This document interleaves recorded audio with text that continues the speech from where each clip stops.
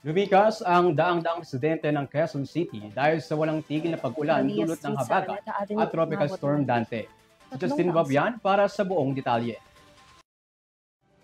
Lumikas ang 192 na residente ng Barangay Balingasa sa evacuation center dahil sa walang patid na buhos ng ulan dulot ng habagat.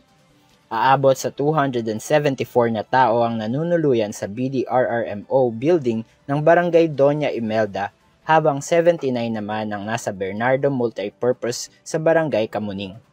Nasa 194 na residente rin mula sa Barangay Old Capitol site ang lumikas patungo sa gymnasium ng barangay at Masaya Rillo Building.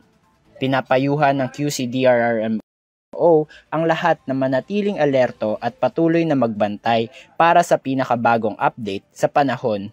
Sa ngayon, patuloy pa rin ang emergency response at pagbibigay ng tulong ng QCDRRMO, District Action Offices at barangay officials. Habang nakaalerto naman ng QC Disaster Risk Reduction and Management Office, Social Services Development Department, QC Health Department at mga barangay upang masiguro ang kaligtasan ng mga evacuees.